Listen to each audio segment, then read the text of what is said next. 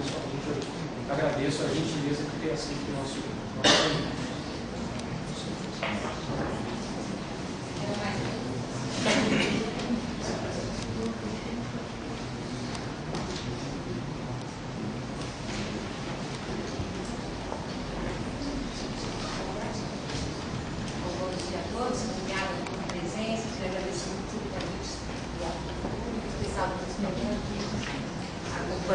Que me ajudou a editar essa agenda e dizer que eu estou respondendo a esse pedido e aproveitei para apresentar uma pesquisa nova. Então, a vantagem é que eu podia vir aqui e falar já que o tema era arquivos e documentos, podia falar de das instituições de direito, das instituições de medicina, ou mesmo dos arquivos que eu trabalhei sobre o Pedro II ou da Biblioteca Real, mas eu achei que, enfim, é sempre bom a gente falar de uma pesquisa nova, de alguma forma anima, a gente explora novas perspectivas e também resolvi seguir um desafio que o Luiz Fernando me colocou, que era pensar um pouco nessa política de arquivos e na importância dos arquivos. Então, a inspiração dessa palestra veio, ao mesmo tempo, de um artigo que eu estava escrevendo, também nessa provocação do Luiz Fernando, no sentido de pensar a importância dos arquivos, né? Acho que é um pouco que está nos emanando aqui, que está nos unindo aqui nessa conversa. Então, vocês fiquem à vontade, se quiserem perguntar. Eu penso que os arquivos, como eu conversava com o Luiz Fernando através de e-mail, não são depositários passivos de documentos, fontes e manuscritos, né? Que, ao contrário, a importância desse tipo de instituição é para que a gente pense a memória. Eu já disse Walter Benjamin que o nosso ato de historiar é um ato feito de poucas memórias e muito esquecimento, né? Ou seja, o historiador esquece bastante e lembra um pouco. E é possível arriscar dizer que os arquivos estão repletos de silêncios, né?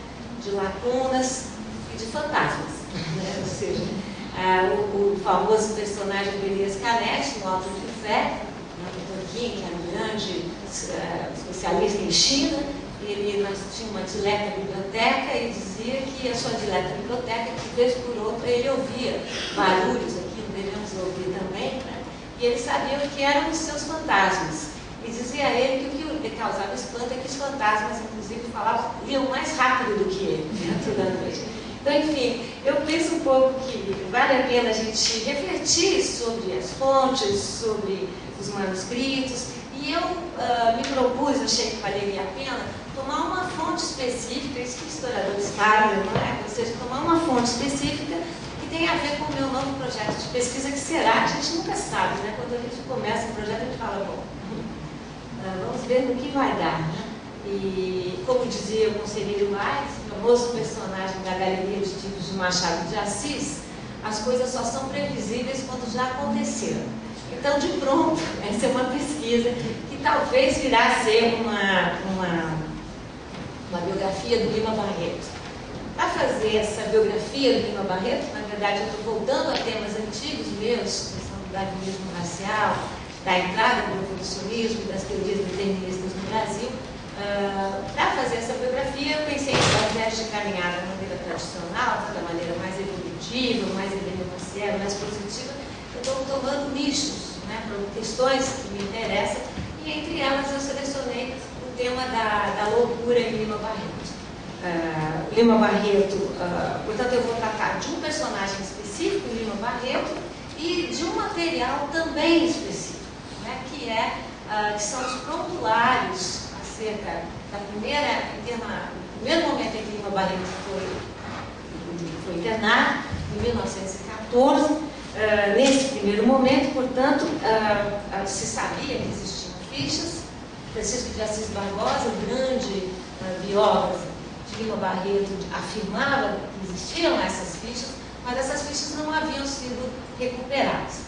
Eu digo sempre que todo historiador tem que ter o seu lado de sorte, né? Então, enfim, eu tive o meu, eu estava na UFRJ por de uma palestra, contei do meu interesse sobre pesquisar Lima Barreto.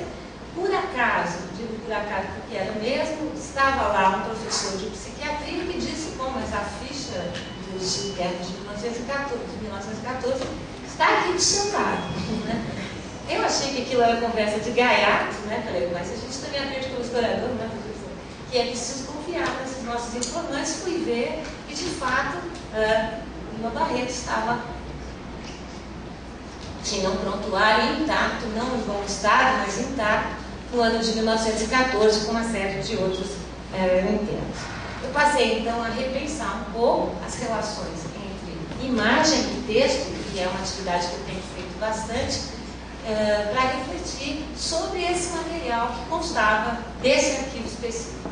Mas ainda desse arquivo específico eu resolvi pesquisar não apenas o Lima Barreto, mas como o Lima Barreto, nos seus diários íntimos, se referia aos outros internos que estavam no hospital e por hospício no mesmo contexto, eu achei por bem não só pesquisar o Lima Barreto, mas pesquisar os demais internos com os quais Lima Barreto conviveu e com os quais ele se referiu, que ele dizia que ele, no primeiro momento, ele não se identificava com nenhum deles, chamava a atenção que uns eram muito falantes, outros muito silenciosos, alguns inconvenientes, outros recatados, alguns agressivos, outros solícitos, mas que, de toda maneira, ele não se reconhecia com aquela imagem. Eu também pensei em trabalhar com vocês. Você não se incomoda de olhar as pessoas, você não se incomodar? Obrigada, viu? Eu não sou muito dada a essa coisa de Big Jagger, então sem jeito. Pois eu faço o que você quase, mas eu tenho que poder olhar para as pessoas, eu fico mais tranquila. Obrigada, viu? Obrigada. Então, eu também pensei que eu queria destacar para vocês que também nenhum documento se revela de uma maneira nem ingênua, nem límpida, e todo documento pode ser lido a partir de determinados olhares, né? Eu usei aqui basicamente duas inspirações. De um lado, o método do Carlo Ginzburg, né, que é um professor que me inspira muito, que me faz pensar muito e que, sobretudo, na teoria dos vestígios, dos indícios e dos sinais, né, e da ideia de como é que você lê uma imagem pelos detalhes, muitas vezes, e, por outro lado, pelo Bakhtin, que é um autor que introduz uma espécie de método mesmo para refletir sobre esse tipo de diálogo, né, que são os diálogos dialógicos, utilizado também pelo Ginzburg. E qual é o suposto do Bakhtin? Que muitas vezes em situações hierarquicamente desiguais, como é esse caso, por mais que ninguém vá negar que existem relações de poder que distanciam aquele que está fazendo o questionário daquele que responde o questionário, é possível, pelos detalhes, pelos silêncios, pelas lacunas, ler verdadeiros diálogos dialógicos. Né? Dialógicos em que sentido? No sentido de que tanto o algoz como a vítima, entre aspas, mas tanto o escrevente como aquele que está lá, chamado de louco, tem um universo cultural em comum e ambos manipulam esse universo. Por que eu digo isso? Porque, como eu trabalho nessa fronteira entre antropologia e história, eu evito tratar, enfim, pessoas como Lima Barreto como meras vítimas. Na verdade, eles agenciam, eles produzem o seu lugar, e vocês vão ver como ele tem uma colocação ativa desse universo em que ele é uma vítima. Então, sem negar que ele é uma vítima, o que eu quero analisar com vocês são as possibilidades que um documento como esse, encontrado num arquivo, pode trazer. Mais ainda, de que maneira nós, as novas gerações, as médias, a gente pode tomar um tempo, no Lima Barreto, que já foi tão tratado, tão bem tratado pelo professor Jesus Barbosa, descobrir um novo nome para a documentação e conferir a essa documentação um novo olhar. Né? Não é à toa que o Legoff sempre dizia: a história carrega seus novos objetos, ou então que toda a história é filha do seu tempo, porque a gente revisita um documento com um novo olhar. Antes de chegar ao documento propriamente dito, eu acho que vale a pena a gente aplainar as expectativas e os conhecimentos, falar um pouquinho do Lima Barreto. Alguém pode virar para mim? Pode só. Então, antes de virar, volta só um pouquinho. Essa imagem que nós vamos voltar, essa foi a imagem que eu vi do Lima Barreto, totalmente diferente das imagens que eu conheci até então. O Lima Barreto está aqui com o seu uniforme, já está, eles eu tinha passado pelo pavilhão de observação, que era a primeira etapa, e esse é o momento, eu vou explicar todas essas etapas do internamento, mas esse é o momento em que eles passariam por essa fase que o escrivão chamava de dados antropométricos, que seriam os dados mais objetivos. Nós já falaremos disso, mas eu quero que vocês já comecem a olhar o documento. Meli foi minha aluna, ela sabe, eu sempre peço que diante do documento, diante de uma imagem, a atitude é sempre um corpo a corpo com o documento, com a imagem, com a tela, o que for. Ou seja, nós somos muito acostumados a ler documentos e pouco acostumados a ler imagens. Então, o que eu peço para vocês é um esforço de leitura. Vocês vejam aqui, Lima Barreto, com a barba morfeica, não para ver o outro, Lima Barreto, o cabelo desgrenhado, o olhar baixo, o olhar profundo. O diário me diz, andei bebendo muito. Né? Ou seja, isso é efeito da bebedeira, ele tinha dormido muito, avisavam alucinações que vinham da bebedeira. Boa parte dos alienados nesse contexto eram internados por bebida, não havia uma discriminação clara. Quer dizer, se sabia exatamente o que era alienação por bebida, mas eles eram internados indiscriminadamente, nesse tipo que eu digo indiscriminadamente, e ele claramente assume uma atitude vexatória. O que eu quero discutir com vocês aqui também são como as instituições muitas vezes produzem processos de humilhação, e aqui você tem um processo de humilhação, não fosse a foto, a situação obrigatória da foto, o anonimato em que ele é colocado. Vocês verão que no inquérito ele a todo momento exige a sua identificação, se não como escritor, pelo menos como funcionário público, mas aqui ele é o próprio anonimato, e aqui vocês não vão conseguir ver, vão ter que me acreditar, abaixo está escrito Pandemônio, que era o nome da seção onde ele havia sido internado. Pan vem radical grego, pan, demônio do demo, né? Então é a ideia de que ele estava de fato na casa do demônio. Né? Não à toa, ele escreveria anos depois o seu romance inconcluso, por conta da morte, chamado Cemitério dos Vivos. Então vamos um pouco agora ao Lima Barreto, nós vamos voltar a essa imagem. Enfim, esse é o nome que eu dei para a gente pensar, que o Lima Barreto, muito diferente daquela imagem que nós vimos, como a gente pudesse pensar no filme que vocês viram, vamos fazer voltar, vamos retroceder e pensar como é que foi se criando essa figura do Lima Barreto, que é muito mais essa caricatura. Né? Então vamos contrastar a imagem da internação com a caricatura e vocês verão que essa era a projeção do Lima Barreto na época. Lima Barreto vai se construir nesse ambiente da Primeira República, né, uma república que prometeu a igualdade, mas entregou a exclusão social. Lima Barreto provinha de uma família, de um lado de uma família de ex-escravos. Os Barretos passavam durante o Império por um processo de elevação social. Tinham bastante, a mãe do Lima Barreto era professora, tinham bastante orgulho de terem se destacado do restante da população negra. E o que faz em 1888? Nós sabemos que o 1888 cria essa categoria de libertos, igual a todos. Essas são famílias que não queriam esse tipo de igualdade e, sobretudo, que viviam com a pressão da volta da escravidão. Nós hoje não pensamos nisso, né? Imaginem que um dos primeiros atos da Jovem República foi o hino da República.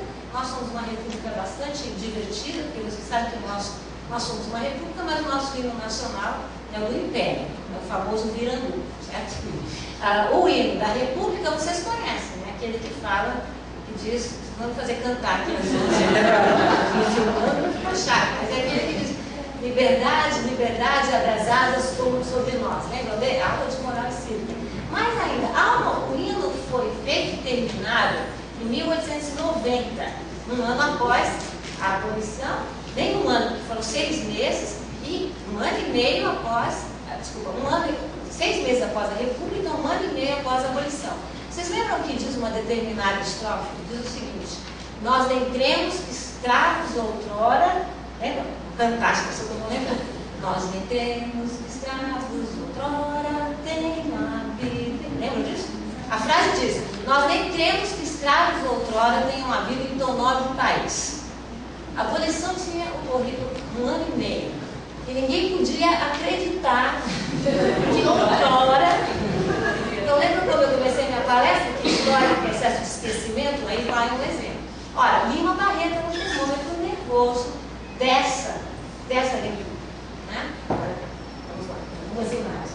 Essa é a Rio de Janeiro, sobretudo, essa é uma imagem mais antiga do Guedes, mas mesmo assim dá para pensar. Rio de Janeiro, nesse momento, era uma cidade profundamente negra, ao mesmo tempo uma cidade que se definia como uma cidade civilizada, uma cidade branca, onde todos os símbolos eram símbolos, sobretudo, europeus e brancos. Essa é uma época também que sabemos que junto com a abolição se faz em 1888, então no final da desigualdade jurídica, ao mesmo tempo, não por coincidência, se desenvolve no Brasil de uma maneira muito vigorosa as teorias raciais. No Brasil nós tivemos um casamento que nos locais da Liga de separação litigiosa entre evolucionismo, que previa a evolução única e progressiva das diferentes raças. Na época, raça era um conceito essencial, né, no sentido de que raças eram essências rígidas, e, por outro lado, convivíamos com a ideia do darwinismo racial, que era a noção de que existiriam entre duas raças a mesma diferença que existiriam entre duas espécies. Portanto, brancos e negros eram quase de espécies diferentes. O grande modelo era o modelo de Cesare Lombroso, da escola italiana, né, que tinha escrito o famoso livro L'Homo Delinquente, e que chamava atenção para as propensões diferentes das raças e, sobretudo, para o fato de que a mestiçagem sempre gerava a degeneração. Ora, vivíamos num país, a essa altura, que já estava totalmente degenerado. Portanto, o Brasil se transforma rapidamente num laboratório de raças. O viajante Agassiz, um suíço, que morou radicado nos Estados Unidos, veio ao Brasil e escreveu, vocês conhecem, o seu belo livro sobre viagem ao Brasil, mas no momento ele diz: quem quiser ter um exemplo de raças mestiçadas e degeneradas, venha ao Brasil. Esse é um exemplo dos usos de Lombroso na tremologia, análise de cérebros. Esse é o momento em que se analisava no cérebro para descobrir a superioridade ou a inferioridade.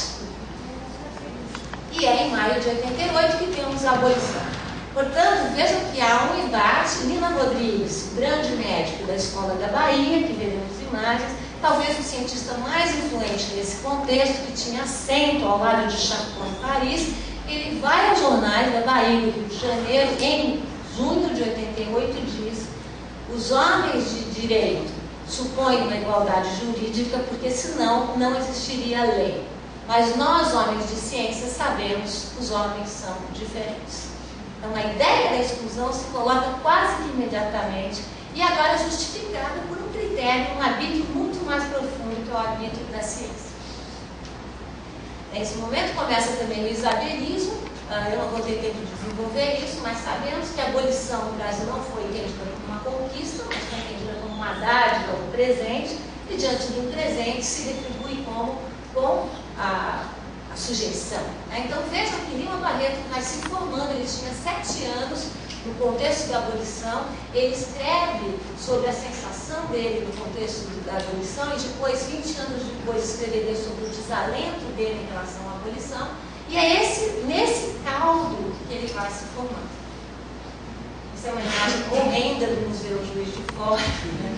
É uma escritura que vocês veem a projeção, é uma escritura de época da ideia do isabelismo, né? Isabel mudou, e o escravo quase como um animal de estimação. Né? E quais são os impasses que esse tipo de marca está gerando?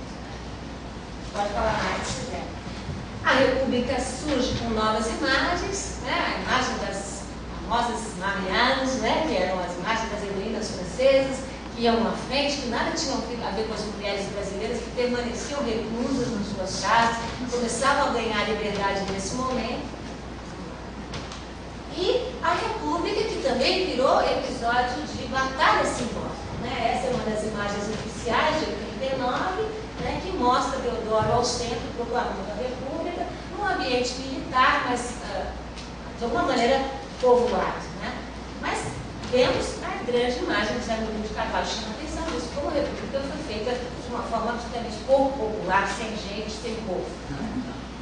Mas, como tudo nessa vida é maquiagem, mesmo antes da época da internet, você já vê que a imagem que vem na sequência já mostra Teodoro no mesmo pátio, cercado por um dito militar e também popular. E a imagem seguinte, a República vira uma parada.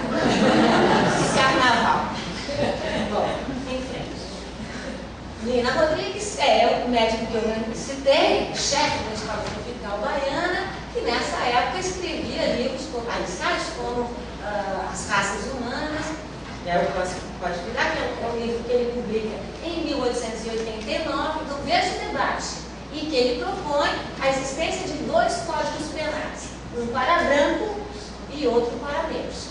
E ele dizia que ele defendia, ele era de fato uma pessoa ambivalente, ele tinha um papel de recolhimento de documentos e de origens diferentes dos ex-escravos, mas ele dizia que tinha uma concepção moderna de crimes, ele dizia, não se pode cobrar, a afirmação dele era, cada cultura tem a sua noção de criminalidade, portanto não se pode cobrar de povos diferentes noções iguais de criminalidade.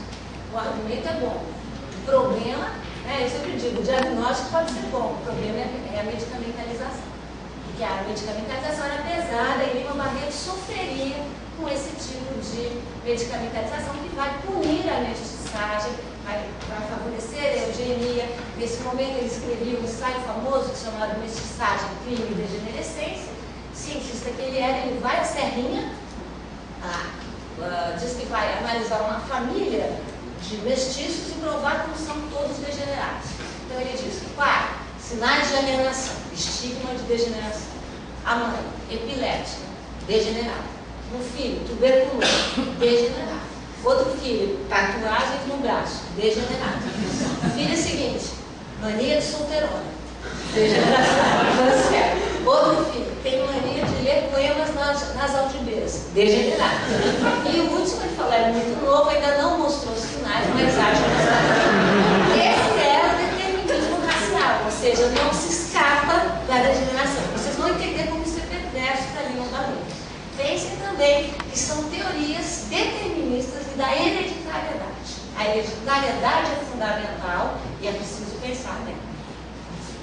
Renato Kell, quando na Bahia, Lina Rodrigues fazia sucesso, no Rio de Janeiro, Renato Kell viajava à África do Sul, defendia o sistema de apartheid da África do Sul e propôs, vocês fazem, em 1923, um projeto de esterilização dos mestiços, que não passou. A minha pergunta é, como o país da democracia, alentada, a democracia racial dos anos 30, era nos anos 23, o país dos projetos de eugenia. Esses são quadros sinóticos, os mesmos aqui, Lima Barreto escreveu submetismo, isso que eu estou mostrando a vocês, vamos lembrando daquela imagem, que se analisava o quê?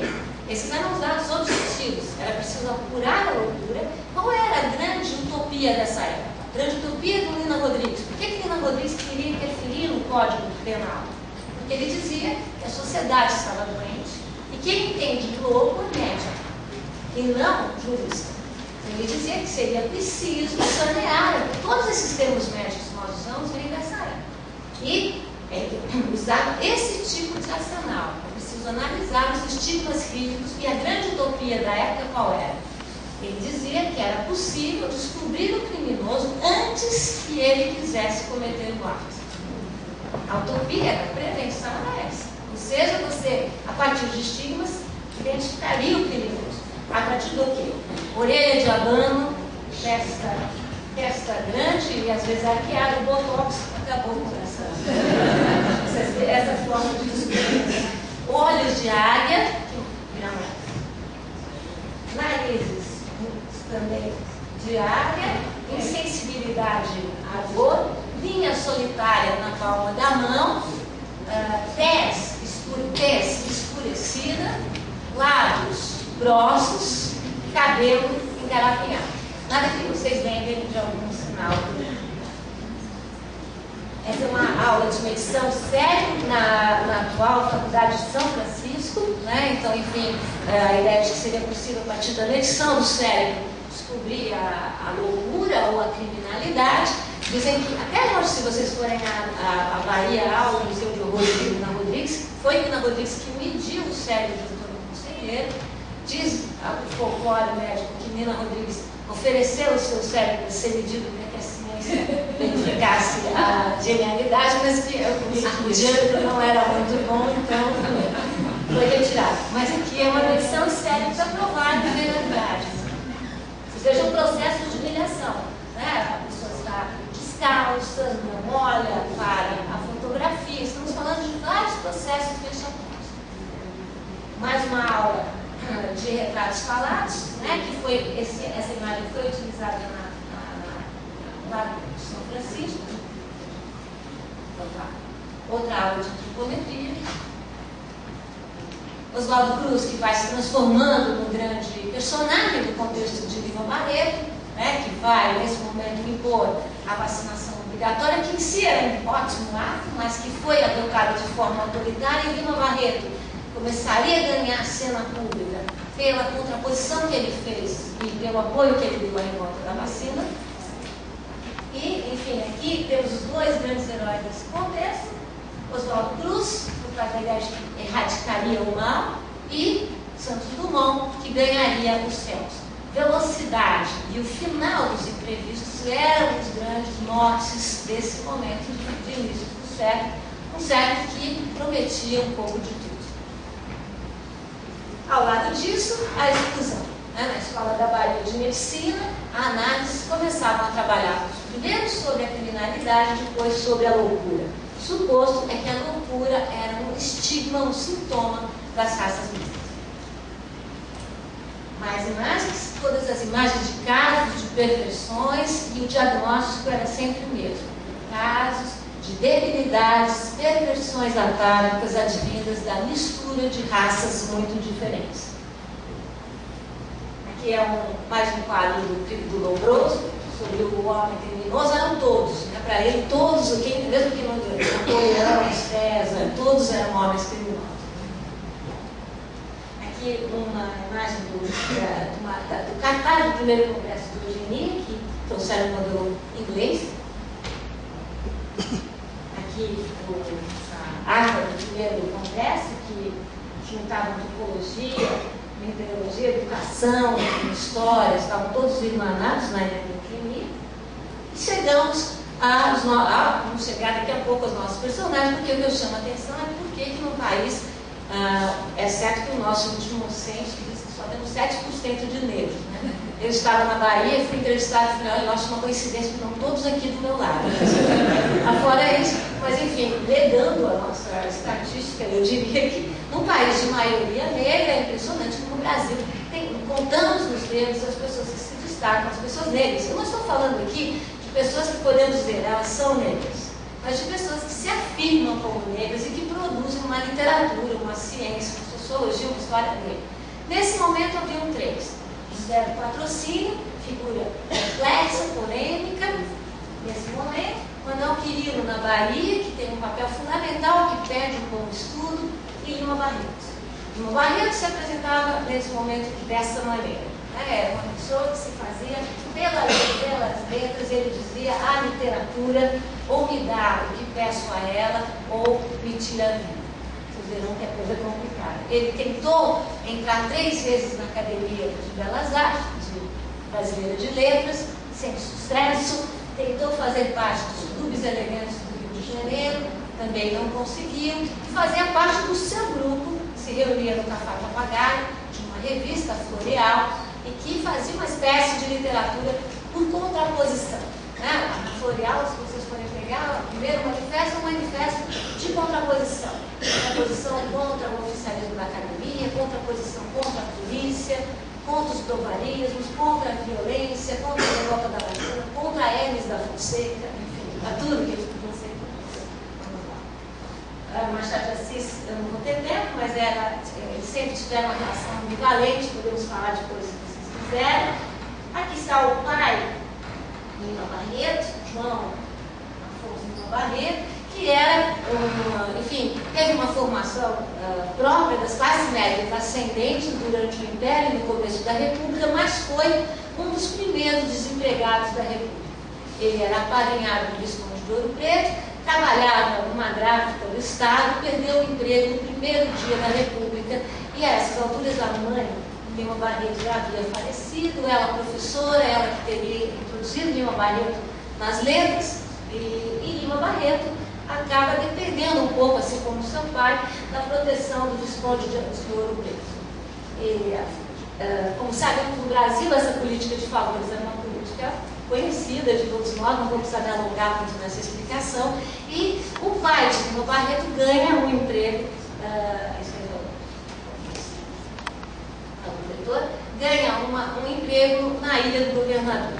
Ele vai trabalhar justamente, nesse momento havia sido o antigo hospital do Pedro II, e com a República, tudo que era monarquia perdeu o nome, então passou a se chamar de Hospício Nacional de Alienados, e nessa época foram criadas as colônias de alienados, uma delas na Ilha do Governador, aonde foi justamente o pai do Lima Barreto, ele foi trabalhar como almoxarife nesse local. Os primeiros depoimentos do diário e tudo mais, é nesse local que se passa Tristinho de Policarpo Quaresma, que a gente vai lembrando, é nesse local que quando estoura a revolta da Armada, os revoltosos vão se agrupar, e Lima Barreto vive por lá e ao mesmo tempo começa a ter a sua formação fora. Essa casa ainda está lá, atualmente faz parte é uma área totalmente protegida, eu fui visitar, depois eu conto de vez essa história, mas é uma área protegida, lá eles guardam armamentos na casa, é uma área de segurança nacional, essa foto foi mais ou menos que foi que eles me forneceram. Lima Barreto faz a sua formação no Liceu Popular de Niterói, depois entra na Politécnica, mas nesse meio tempo o pai de Lima Barreto é acometido por surtos de loucura e é declarado louco e insano em 1912. Isso faz com que Lima Barreto passasse a conviver primeiro com a loucura e depois com o estigma forte da hereditariedade. O pai dele, Lima Barreto sai da sua casa, larga a Politécnica, é obrigado a largar a Politécnica, passa a ser arrimo de família e ao mesmo tempo assume esse papel de voz forte, no sentido de denunciar todas as irregularidades da Revolução da Revolta da Vacina, vou passar rapidinho, da Reforma Pereira Paz, que teria mudado, saneado o espaço urbano do Rio de Janeiro,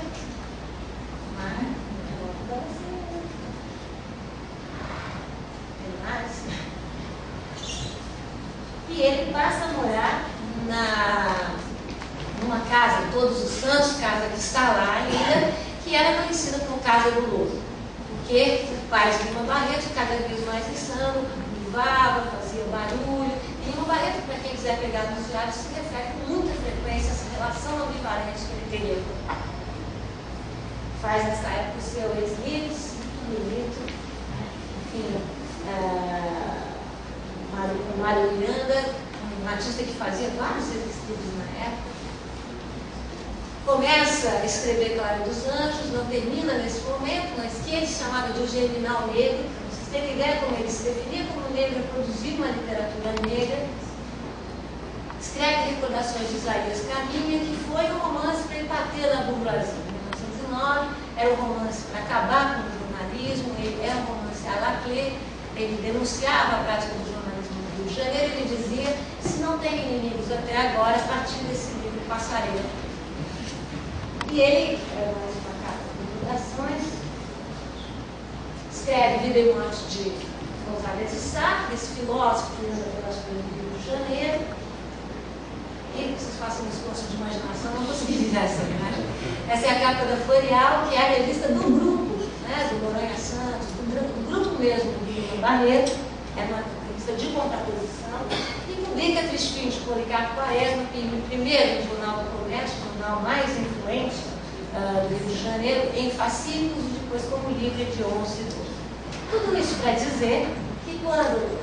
essa é a foto dele quando ele atuou na época de Aires da Fonseca, houve o assassinato de alguns estudantes por conta de uma passeata, e ele virou uma voz cívica e pública contra a violência dos governos civis. Tudo isso para dizer que Lima Barreto, nesse momento, não era uma figura desconhecida. Ele passou a trabalhar como funcionário público na posição de amanuense, ele detestou a sua função de secretário público, de funcionário público, sempre escreveu contra e redigia os seus textos sempre nos versos dos papéis do Ministério da Guerra, né? Quem for a Biblioteca Nacional vê, ele escreveu o tempo todo metendo pau no funcionalismo público. 1912, pai registrada, nessa época que Lima Barreto tem o primeiro sinal, é a primeira vez que ele pede uma licença médica. Então, mas Lima Barreto seria internado, como falamos, em 14. Agora chegamos juntos. Em 14 ele é internado, já escrevia para o Jornal do Comércio, já escrevia para o Correio da Noite, era uma figura pública e entra como uma figura absolutamente desconhecida. Ele dá a entrada na instituição, levado pelo seu irmão, não terei tempo de ler, ele escreve um conto sobre a humilhação que ele sentiu, como foi o seu irmão Carlino que o internou. Ele foi internado, ele diz, é um conto maravilhoso que ele fala, que foi internado numa caixa forte, que aquilo batia para todo lado e que doía muito, e ele dizia, eu não sei o que dói mais, se a dor física ou a dor na alma. Nessa época, ele escreve no seu diário, hoje tive pavor burro, estarei eu indo para a loucura. Todo diálogo que Lima Barreto passa a fazer no seu diário é um diálogo de traição. Como se ele, que era um crítico tão voraz, tão feroz das teorias raciais, se carregasse em si mesmo a traição. Ou seja, o seu corpo, com a loucura, que é um sinal de atavismo, estaria traindo a sua própria essência, aquilo que ele acreditava, aquilo que ele considerava o seu traço mais definidor. Lima Barreto é internado nesse momento e o funcionário que faz os seus dados antropométricos chama atenção para sua boa estatura, para sua complexão forte, mas para os estigmas de degeneração física que ele trazia. Estigmas de degeneração física que já era um sinal, um alerta para a questão da hereditariedade. Lima Barreto, na sua segunda anamnese, porque a primeira é uma observação do escrivão. A segunda, dizia o doutor Roxo, Henrique Roxo, que tinha uma tese sobre a degeneração dos mulatos, a degeneração e a alienação dos mulatos, que era preciso deixá-los falar. E aí, eles perguntam a Lima Barreto se ele carregava alguma hereditariedade que o condenasse. Essa era a pergunta. Dizem que é um diálogo maravilhoso, um bom começo de diálogo. E ele diz, não carrego nenhum. Depois ele oscila e diz, meu pai é alienado. Oscila mais um pouco e diz, minha mãe morreu de tuberculose. Ao que o escrivão imediatamente consagra a pena e diz, típico caso de degeneração física e atávica.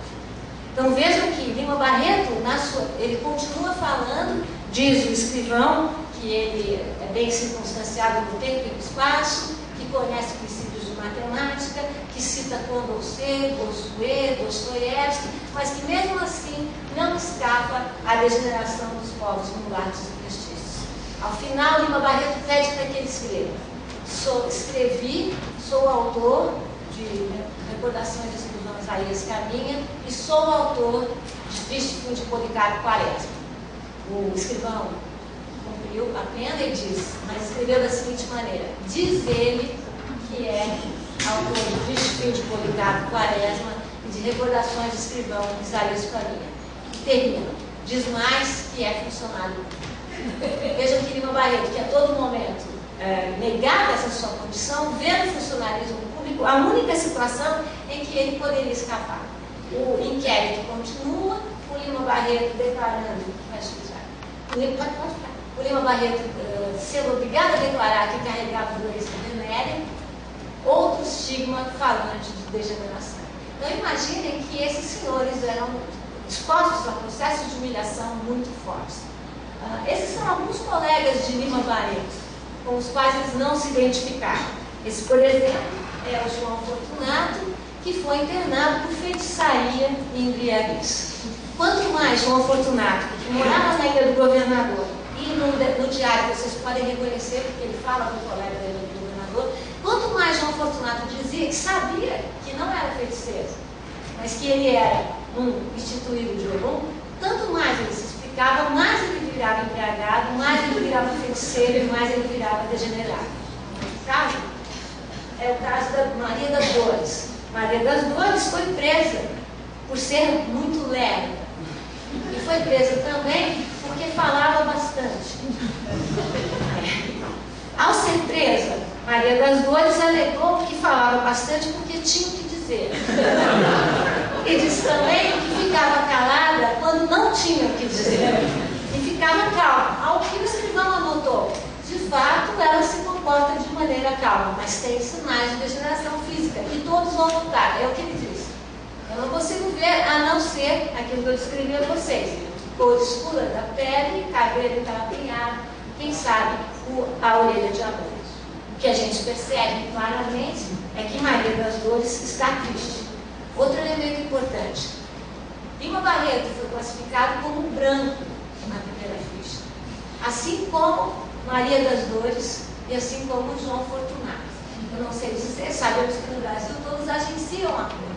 Então não há como saber se era o escrivão que branqueava as suas vítimas ou se as vítimas tentavam usar a cor branca para se safar mais rapidamente do manicômio.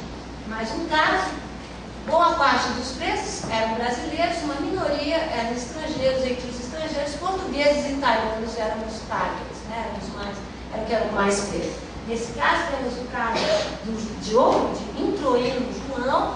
Introino João era profundamente religioso, dizia que via anjos, e nesse momento, pelas teses do Juliano Moreira, fanatismo religioso e político era sinal também de degeneração.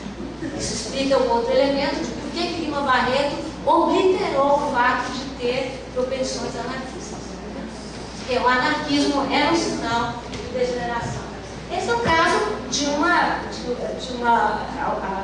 Augusta. Ela foi de fato internada com claros sinais de alienação, tanto que o nome dela é rasgado, porque ela não sabia nem dizer o nome dela. Ela é igualmente classificada como branca, né, para vocês verem.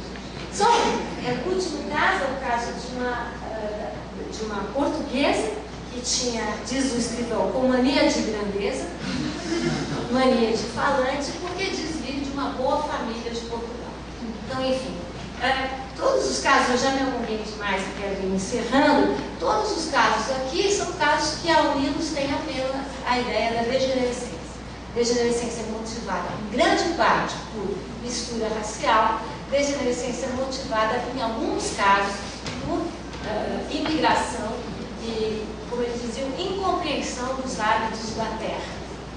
Os casos eram muitos, os diagnósticos eram muitos, então, de alcoolismo, delírios, casos de ciúmes, casos de briga, mas o mais importante é que todos os tratamentos eram poucos, né? Ópio e purgativos.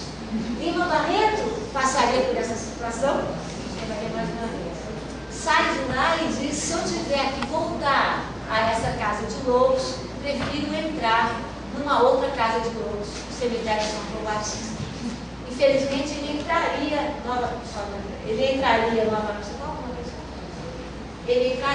dessa vez o escrivão disse que ele era preto e pardo, não mais branco.